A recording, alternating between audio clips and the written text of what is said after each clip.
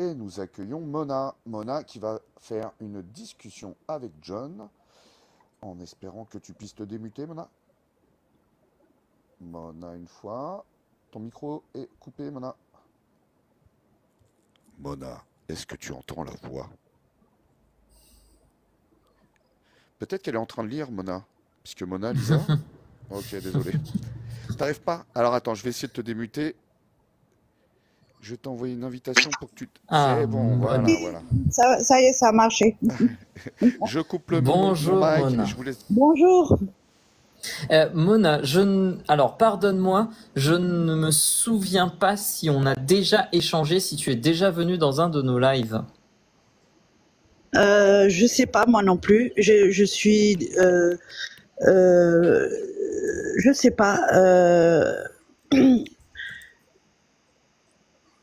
Franchement, Euh, je sais pas. J'ai déjà je- écouté. je- je- J'aime bien écouter votre groupe de scientifiques là pour certains sujets, mais je sais pas si j'ai participé à une discussion. Je me rappelle pas. D'accord, d'accord, d'accord. Donc, est-ce que, si ça te va, avant qu'on commence à discuter, je vais faire un petit rappel de comment ça fonctionne les échanges dans ce live parce qu'on n'a pas un fonctionnement qui est comme dans tous les lives qu'on trouve sur TikTok. Et comme ça, tu pourras me dire si tu es d'accord pour échanger avec moi de cette manière-là. Ça te va si je fais ça?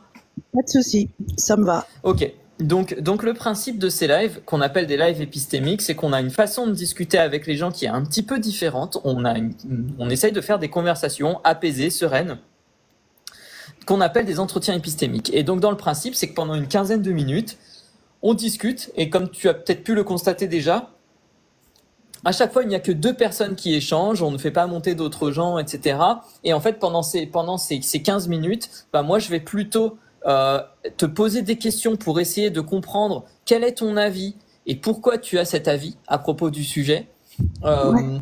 Et du coup, toi, ça va te permettre de plus expliquer et prendre le temps d'expliquer pourquoi et comment tu penses ce que tu penses. C'est très, Est-ce que ça te va? c'est très bien parce que justement, c'est facile d'avoir des avis, mais d'expliquer pourquoi on a ces avis, c'est même plus important, je trouve. Ben, tout à fait. C'est un petit peu pour ça qu'on fait ce genre de choses, c'est qu'on s'est rendu compte qu'en réalité, les gens, ils avaient des avis souvent assez élaborés et on avait rarement accès à pourquoi en fait. Et donc du coup, c'est un peu la démarche. Donc si ça te va, on peut commencer à discuter pendant une petite quinzaine de minutes à propos du sujet. Ok, ouais, ça me va. Une autre particularité de cet échange, c'est que moi, je vais pas forcément, je vais pas donner mon avis et je vais pas forcément contre-argumenter. Je vais simplement plutôt poser des questions. Alors, dis-moi, tu es monté par rapport à ce sujet du réchauffement climatique. Donc, quelle est ton affirmation sur cette question? Quel est ton avis? Est-ce que tu peux, en une phrase ou deux, me dire qu'est-ce que tu penses de ça? Alors, je pense que moi j'ai confiance, je suis pas scientifique, mais j'ai confiance aux scientifiques quand ils disent que il y a un effet de réchauffement climatique et que c'est Mhm. important. J'ai tout à fait confiance. D'ailleurs, on peut l'observer un petit peu au fur et à mesure des années. Évidemment, c'est pas du jour au lendemain, mais on peut observer quand même le phénomène. D'accord. Donc, si je comprends bien, il y a deux choses que tu as évoquées dans ce que tu viens de me dire, c'est que d'un côté, tu constates qu'il y a voilà, la météo, le climat, etc., dans ta vie quotidienne a évolué, et en même temps, comme tu as confiance dans ce que disent les scientifiques, du coup, les deux se confirment mutuellement, c'est ça? Oui. Ok, ok. Et En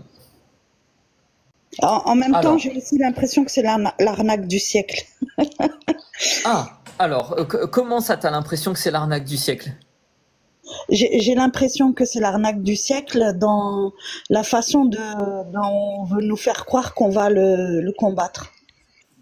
Ah, d'accord, d'accord. Donc, si je comprends bien, toi, tu penses, parce que tu fais confiance aux scientifiques et que tu constates un peu dans ta vie quotidienne qu'effectivement, il y a un réchauffement climatique. En revanche, là où tu penses qu'il y a une arnaque, c'est l'idée qu'on va pouvoir y faire face efficacement, nous, en tant qu'humains, c'est ça?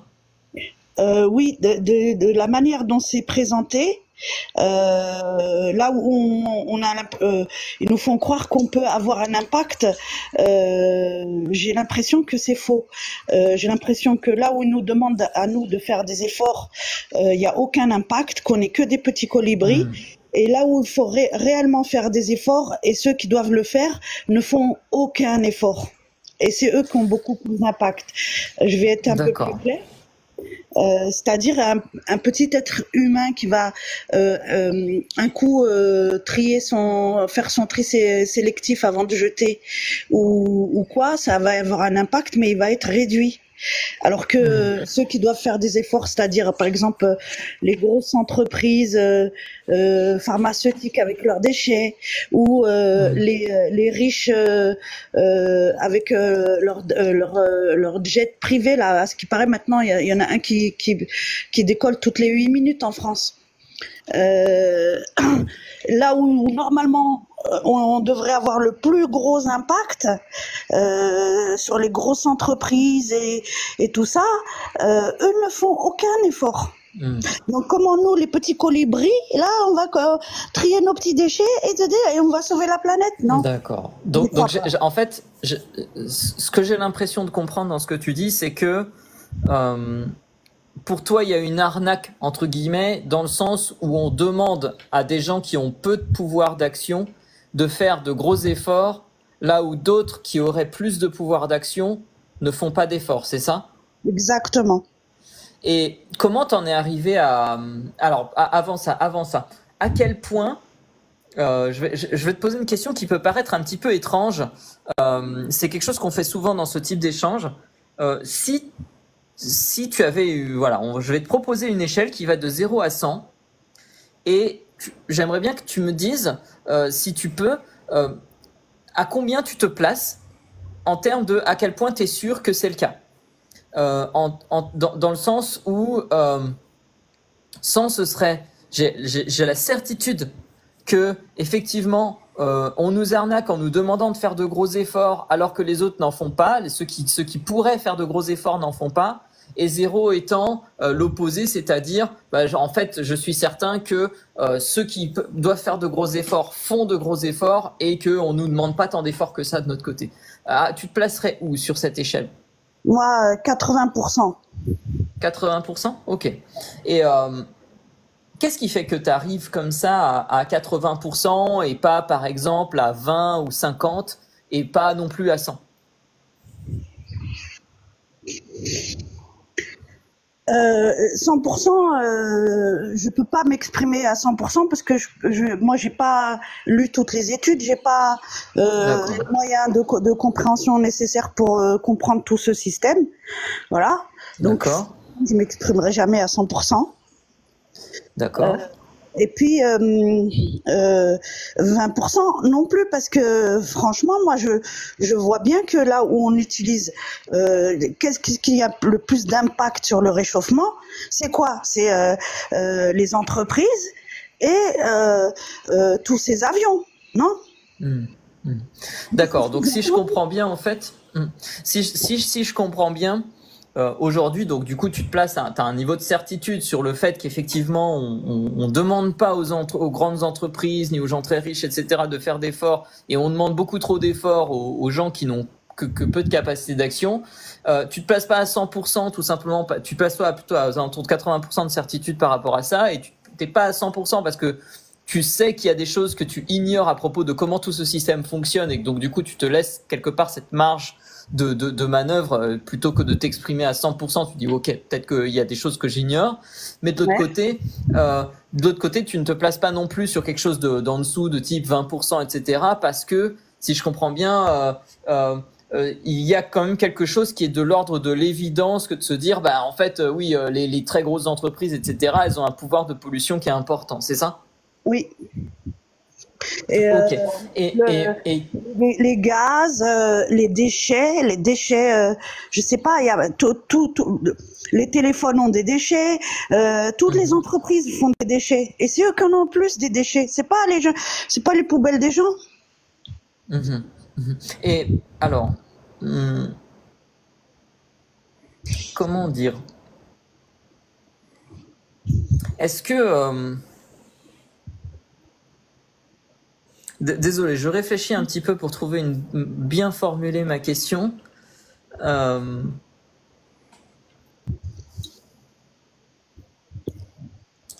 Formule-la bien parce que c'est compliqué. Oui, bah, ça peut être compliqué, oui. Comment dire? Qu'est-ce qui pourrait te faire changer d'avis? Oui, voilà, je vais plutôt partir là-dessus. Qu'est-ce qui pourrait te faire changer d'avis à propos de ça? À propos de quoi exactement? À propos du fait que c'est quelque part c'est une arnaque et que on en demande trop à des gens qui ont peu de pouvoir d'action et pas assez aux entreprises. Est-ce qu'il y aurait quelque chose qui pourrait t'amener à te dire ah finalement en fait aujourd'hui je suis à 80% sûr mais peut-être que en fait il faudrait que je redescende à 50%. En fait, moi je pense que c'est une arnaque de faire croire aux personnes que elles peuvent avoir un impact. Maintenant, là où je verrai, où ça me ferait changer d'avis et que je verrai l'intérêt que les personnes, que les petits participent, parce que moi j'ai rien contre de faire le colibri chacun sa part, comme on dit, hein. Il n'y a pas de souci, mais il faudrait qu'on me montre que les entreprises et les grosses boîtes et tout ça, ceux qui ont le plus d'impact, font des efforts. Or, c'est pas ce que je vois. D'accord. Et comment ça se c'est très intéressant. Du coup, j'y crois pas en fait qu'on peut sauver la planète. Oui. Enfin, sauver la planète, c'est beaucoup dire. Hein, la planète n'a pas besoin de nous pour se sauver, mais de sauver les êtres humains peut-être.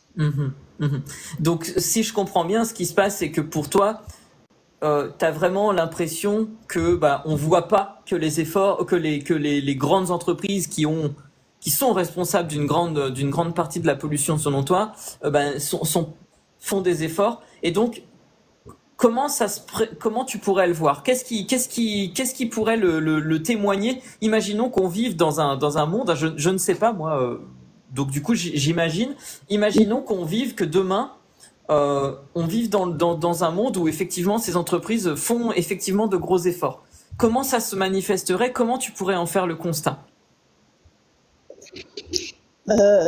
Déjà, si elles s'occupent 100% de leurs déchets, de leurs propres déchets, que tout ce qui est inutile ne soit pas produit.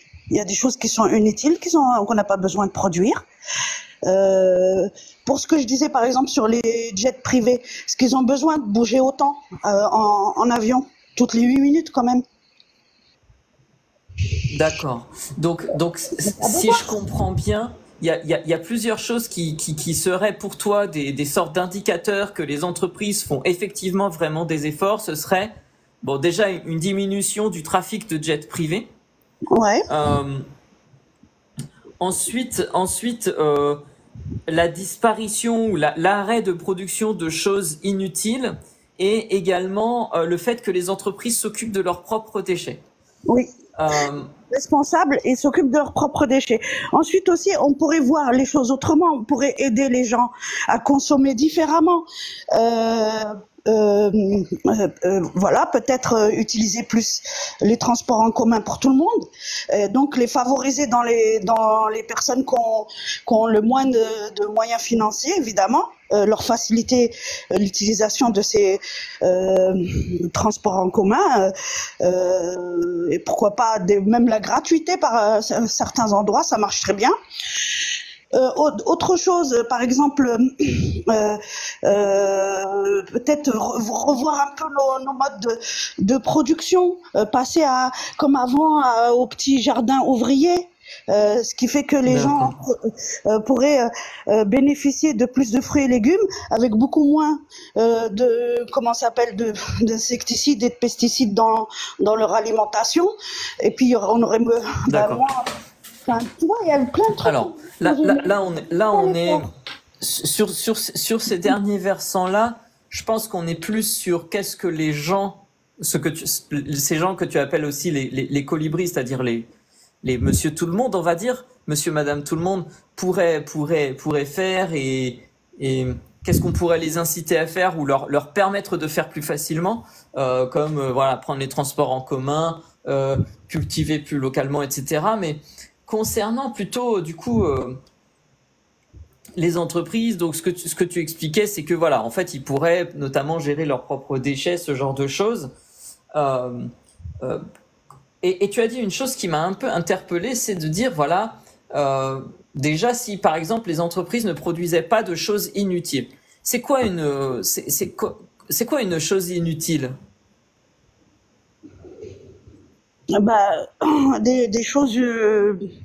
Bah déjà, par exemple, les voyages là. Il y en a plein, je suis sûre, ils sont inutiles. Euh, oui, il y a certainement des productions inutiles. Les plastiques, on sait que les plastiques sont pas bons. On pourrait arrêter de les produire et faire autrement, repasser à des filets, je sais pas moi, des filets en tissu, en corde, peu importe quoi. Il y a des trucs qu'il faudrait changer. Je sais pas moi, il y a plein de trucs inutiles en fait. D'accord, d'accord. Et donc, si je comprends bien, pour toi, j'ai l'impression que ce que tu dis, c'est qu'on fait pas assez la chasse à ces choses inutiles et que donc du coup, on les laisse encore trop être produites, c'est ça? Oui, on est toujours trop dans le truc de consommation et tout, favoriser d'autres moyens, des trocs, je sais pas moi, des échanges de services, des choses comme ça, puisqu'on est essoufflé. Si on est essoufflé là dans cette course à la production, c'est que peut-être il faut faire autrement et c'est pas la peine d'inventer, il faut voir comment on a fait hier, utiliser ce qui était bien hier. D'accord. Donc, si je comprends bien, en fait, il faudrait un bon moyen d'éviter de produire des choses inutiles serait de revenir à comment on faisait avant, c'est ça? Ouais, ce qui était efficace avant. D'accord. Et comment tu sais que ça, ce serait une bonne solution? Parce que ça a été une bonne solution hier. Donc pourquoi ça serait mauvais aujourd'hui? Et c'était une bonne solution hier? Ouais. D'accord. D'accord. Et en quoi c'était une bonne solution? Bah justement, il y avait moins de gâchis, moins de production inutile, moins de déchets et plus d'équilibre, d'échange. Je sais pas, c'était peut-être.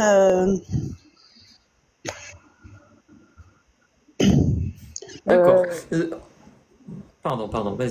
Je sais pas, quand on a observé un peu les sociétés, comment elles ont fonctionné, ça a bien fonctionné hier.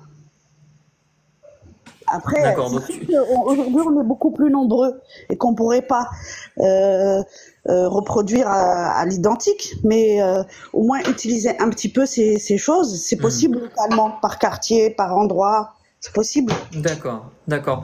Donc, si je comprends bien, en fait, tu es en fait un peu plus nuancé dans ce que tu dis là, c'est-à-dire l'idée de se dire on devrait regarder comment on faisait dans le passé si on n'avait pas déjà développé un certain nombre de solutions qu'on pourrait appliquer plus localement, à petite échelle, etc., qui soient des solutions un peu plus économiques en point de vue production, qui éviteraient de produire des choses inutiles et tout ça. C'est ça? Ouais. D'accord. Bon, Et ça en même fait... temps, je reste sur Oui. la participation des grosses entreprises. Si elles le font pas, ça servira à rien. Pour moi, c'est de Oui. l'arnaque. D'accord. Alors, ça fait un quart d'heure qu'on échange. Ouais. Donc, on a vu pas mal de choses. C'était très intéressant. Donc, toi, ce que tu disais, c'était que bah, tu faisais confiance aux scientifiques. Au tout départ, tu me disais ça, hein, que tu faisais confiance aux scientifiques et que bah, voilà, tu t'avais pas de problème à considérer qu'effectivement, il y a bien un réchauffement climatique et qu'il faut faire quelque chose contre ça. Cependant, toi, ce qui te posait plus problème, c'était l'idée que, voilà, on allait pouvoir s'en sortir facilement, que on allait pouvoir gérer le problème. Et ce qui te chagrine encore plus dans cette façon de voir les choses, c'est plutôt l'idée que on demande aux gens ordinaires de faire de gros efforts là où les entreprises qui sont responsables, selon toi, d'une plus grande partie de cette pollution qui est la source du réchauffement climatique, elles ne font pas d'efforts et tu expliquais que en fait ça pourrait se voir si elles faisaient des efforts, notamment au travers de la réduction de leurs déplacements via les jets privés, mais aussi l'arrêt de production de choses inutiles, et on a exploré un petit peu plus en détail ça sur comment on pourrait faire. Et ce que tu disais, c'était que une chose qui pourrait être intéressante de faire pour limiter la production de choses inutiles par les grandes entreprises serait de voir comment on faisait avant et chercher dans ce qu'on faisait avant qu'est-ce qui était des solutions qui nous permettraient d'éviter de produire aujourd'hui des choses qui servent à rien ou qui sont problématiques. Est-ce que c'était à peu près, ça correspond à peu près à ce que tu voulais, ce qu'on a échangé dans cette discussion? Oui, ça correspond. Et puis on a une preuve, par exemple, la voiture, elle a été inventée. Au début, c'était quelques-uns. Ensuite, on a voulu généraliser que tout le monde puisse avoir une voiture. Et aujourd'hui, on fait un retour en arrière en disant c'est mieux les transports en commun. Peut-être que c'est pas si nécessaire d'avoir une voiture, surtout si on est en ville. Donc ça veut bien dire qu'on retourne un petit peu sur les transports en commun. Les trams qui avaient disparu, ils sont revenus dans les villes. Oui, effectivement. Alors, comme là, ça fait maintenant un tout petit peu plus d'un quart d'heure que l'on échange, on arrive à la fin de cette discussion. Ouais. Je ne sais pas si Russell a une question à emporter. C'est vrai qu'on pose souvent ça arrive qu'on fasse une question à emporter. C'est une question qu'on pose et puis voilà, il n'y a pas de réponse attendue. C'est juste, on se propose de réfléchir à cette question. Je vais me risquer à une question à emporter qui est un peu provocatrice peut-être. Je voulais savoir si Mona, en tant que petit colibri, tu serais prêt à abandonner TikTok et le smartphone qui l'entoure pour participer à ce que les grandes entreprises ne polluent pas la planète? Oui, parce que moi, TikTok, déjà, ça fait que 5 semaines que je suis là. Donc, je suis pas encore une grande mordue. Après, oui, le téléphone, par exemple, le smartphone, parce que bon, utiliser le téléphone pour prendre des nouvelles, des trucs comme ça, parce que maintenant on est un petit peu tous éparpillés, ça reste de limiter à ça ou quoi, pourquoi pas? Ok, bon, bah écoute, au moins tu es honnête avec la façon dont tu penses et c'était très intéressant et je te remercie beaucoup. John, tu voulais reprendre la parole? Oui, oui, oui. Juste, du coup, habituellement, hein, quand on fait ces échanges, Mona, on a l'habitude de demander aux gens comment ça s'est passé pour eux. Donc là, je te pose la question aussi. Comment ça s'est passé pour toi, cet échange avec moi? Qu'est-ce que t'en penses? Comment t'as vécu ça? Bah, je l'ai vécu bien mieux que sur certains autres lives, parce que c'est difficile, je trouve, d'apporter son point de vue Mhm. sans être des fois jugé ou des fois euh, pratiquement agressé, parce que si tu dis quelque chose qui va pas dans le sens de, de la majorité qui sont en live, t'es quasiment agressé. Donc là, D'accord. plutôt bien vécu. En plus, j'aime bien le procédé de creuser un peu plus à chaque fois. D'accord. Parce Bon, que c'est ça fait super vraiment alors. plaisir. Ouais. C'est vraiment quelque chose qui est assez important pour nous, que les gens qui discutent avec nous se sentent bien. Donc merci, merci d'être monté et d'avoir discuté. Et je suis très content si ça s'est bien passé pour toi et si ça t'a bien convenu. Et tu es la bienvenue pour remonter dans nos lives quand on en rouvre. On en rouvre sur des tas de sujets différents. En général, c'est le dimanche après-midi, donc tu es la bienvenue pour remonter si le sujet te stimule. Avec plaisir. Merci beaucoup Mona, je te souhaite une Merci. bonne fin de journée, un bon week-end. Tu descends toute seule ou je te pousse dehors? Oh, ça va, je peux descendre. Ok, et ben bonne descente. Merci. Au revoir. Au revoir. Juste